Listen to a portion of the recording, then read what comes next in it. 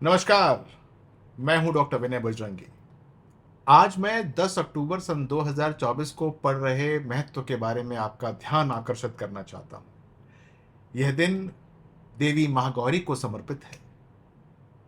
8वां नवरात्रा, जो पवित्रता, शांति और करुणा की प्रतिमूर्ति है।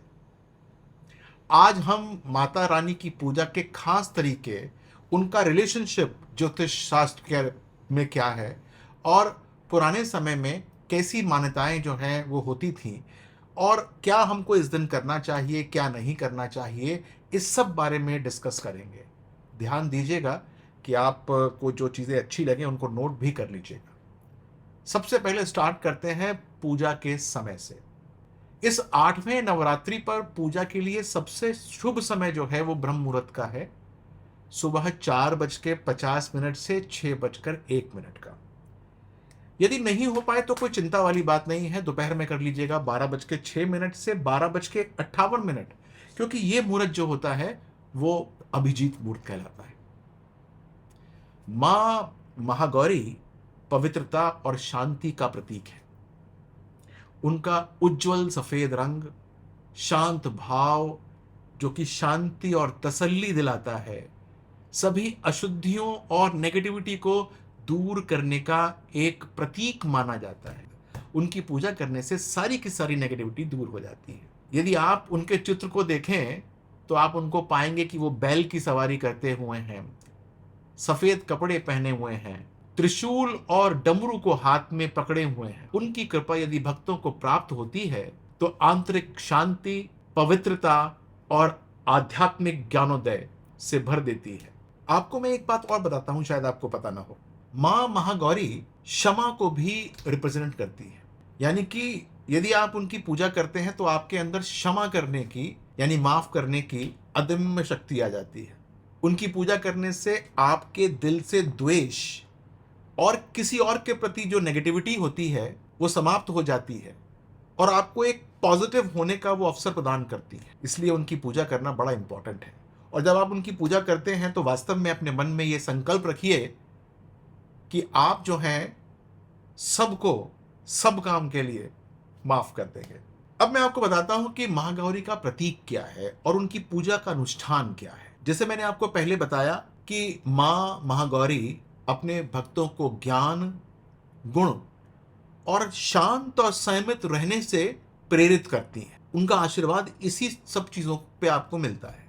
जब आप उनकी पूजा करते हैं तो आपके मन में, आपके हृदय में बहुत अच्छे विचार आते हैं, जो कि काफी पॉजिटिव होते हैं और पवित्र होते हैं। उनका जो रंग है वो गुलाबी है। यानी कि यदि आज आप कोई विशेष वस्त्र धारण करना चाहें पूजा करते समय तो गुलाबी कीजिएगा। गुलाबी आशा, पोषण इसका प्रतीक होता है, प्रेम का भी प्रतीक होता है। पूजा में गुलाबी रंग पहनने और गुलाबी फूलों का उपयोग करने से बहुत सुखद अनुभव होगा आपको। आपको यदि अर्पण करना हो तो मां महागौरी को नारियल अर्पित करें। नारियल जो कि बहुत पवित्र माना जाता है और हाँ, बाधाओं को भी दूर करता है। सबसे बड़ी बात यह है कि उनकी भक्ति बहुत सरल तरीके से हो जाती है। इस 8वें नवरात्रे ही नहीं, पूरे साल आप उनकी अनुकंपा प्राप्त कर सकते हैं यदि आप बहुत सरल तरीके से उनकी पूजा करें तो। घी का दीपक जलाना मत भूलिएगा। दूध और गुड़ से बनी मिठाइयां अर्पित करिएगा मां को और उनका आशीर्वाद प्राप्त कीजिएगा। ध्यान दीजिएगा कि आशीर्वाद ऐसे नहीं मिलता है, उसके अंदर आपको स्वयं संयम रखना होता है, माफ करना होता है, तभी आपको उनकी तरफ से शांति, समृद्धि का आशीर्वाद प्राप्त होता है। नारियल के अलावा चमेली के फूल अर्पित करने का भी विधान है। इसकी अत्यधिक अनुशंसा की गई है क्योंकि चमेली का फूल भी शांति का प्रतीक है। और आपको तो पता ही है कि मां महागौरी की जो ऊर्जा है वो शांत है। वो उनको शांत रह के बहुत पॉजिटिव काम कराने की ऊर्जा आपको देती है। अच्छा, इसका रिलेशनशिप एस्ट्रोलॉजी से भी है, ज्योतिष से भी है। मां महागौरी का 8वां नवरात्रि राहु से जुड़ा हुआ है। अब राहु क्या होता है? परिवर्तन होता है। आपके मन में जो तीव्र इच्छाएं होती हैं वो राहु ही होता है। जब आप कहीं पर बैलेंस नहीं होते हैं तो वो राहु होता है। जब आप कुछ चीज जो है इच्छा करते हैं लेकिन वो आपके हाथ में नहीं होती है, वो राहु होता है। जब आपका मन स्पष्ट नहीं होता तो वो राहु होता है। तो माँ महागौरी की पूजा करने से ये सब चीजें जो हैं वो ठीक हो जाती हैं। यदि किसी ने आपको बताया है कि आपकी कुंडली में जो राहु है उसकी एनर्जी जो है वो बैलेंस आउट नहीं है, तो आपके लिए तो ये दिन बहुत खास है। इस दिन उनकी पूजा करने से राहु की एनर्जी यदि आपके हॉरोस्कोप में इम्बैलेंस्ड है वो बैलेंस हो जाएगी। भक्तों को वो युवा भी बनाए रखती है। जी हाँ, युवा बनाए रखती है। तो जब आप उनकी पूजा करते हैं तो आपके अंदर एक यौवन जो है उसका संचार होना शुरू हो जाता है, जिससे शरीर और मन दोनों का ही पुनर्जीवन हो जाता है। आइए आपको बताता हूं कि मां महागौरी का पौराणिक संदर्भ क्या है। देखिए कि मां महागौरी ने भगवान शिव को अपना संगी बनाना चाहा और उनको संगी बनाने के लिए उन्होंने कठोर तपस्या की। उनके गहन ध्यान के कारण उनका रंग फीका पड़ गया और सौंदर्य खो गया, लेकिन उनकी भक्ति से शिव भगवान प्रसन्न हो गए और उनके सामने वो अवतरित हो गए। उन्होंने मां को गंगा जल से स्नान कराया, जिससे उनका तेज और पवित्रता दोबारा स्थापित हो गई।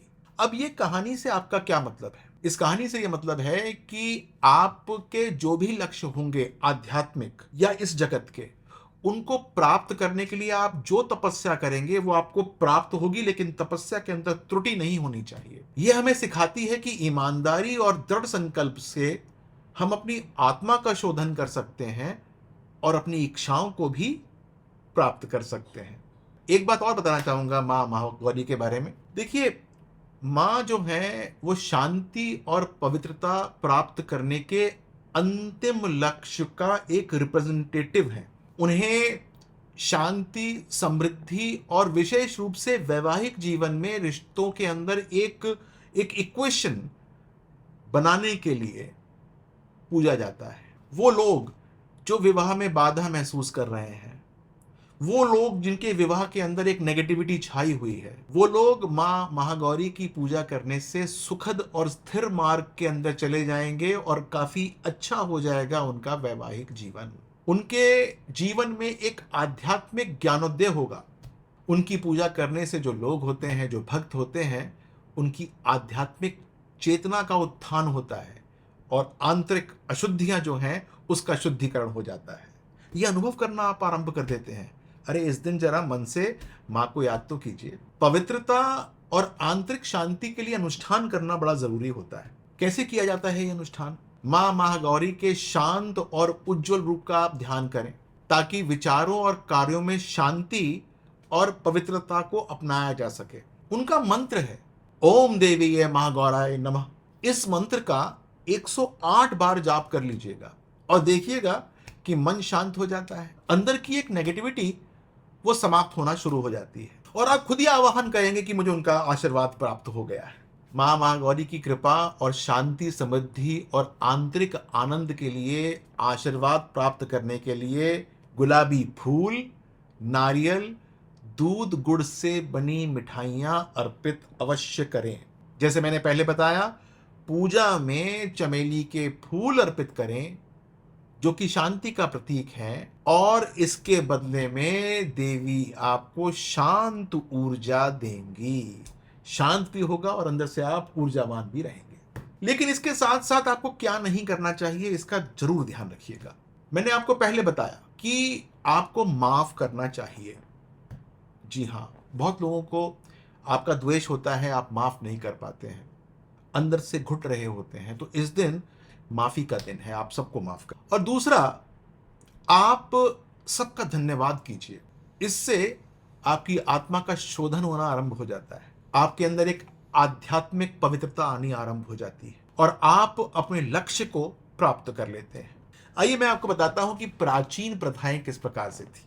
जो भक्त होते थे वो मां महागौरी की पूजा के लिए कठोर व्रत रखते थे, पूरी भक्ति के साथ अनुष्ठान करते थे, उसमें दूध, नारियल का उपयोग करते थे। जो ऋषि मुनि होते थे वह उनके मंत्रों का और भजनों का जाप करते थे और पूरे के पूरे वातावरण के अंदर एक बहुत पॉजिटिव ऊर्जा भर देते थे। इससे पूरे के पूरे लोग जो कि उस भजन को सुन रहे होते थे, उनकी आत्मा शुद्ध हो जाती थी इससे पूरे समाज की आध्यात्मिक उन्नति और आंतरिक शांति सबको प्राप्त होती थी। लोग जो हैं व्रत रखते थे, आपको भी रखना चाहिए। महागौरी की ऊर्जा को प्राप्त करने के लिए आप दूध पर आधारित व्रत रख सकते हैं। इसमें पूरे दिन आप सिर्फ दूध ही पे ही रहेंगे, यानी सिर्फ दूध ही पिएंगे। शाम के वक्त आप नारियल से जुड़ी मिठाई खा सकते हैं।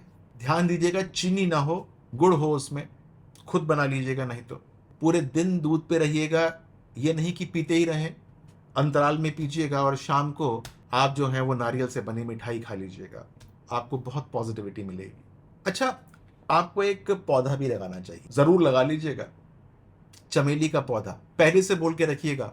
और हाँ, इस दिन आप जो है अष्टमी वाले दिन लगा लीजिएगा, बहुत अच्छा लाभ मिलेगा। चमेली का फूल शांति पवित्रता का प्रतीक है और माँ गौरी का साक्षात रूप भी माना जाता है। घर के आसपास जहां भी ये लगता है वातावरण शांत ही रहता है और देवी की जो एक पॉजिटिव एनर्जी है उसका पोषण होता है। आपको हमेशा ऐसा लगेगा कि माँ महागौरी आसपास ही उपस्थित है। आध्यात्मिक वातावरण को बढ़ाने का भी जो है एक काम है, माँ उसकी प्रेरणा देती हैं आपको।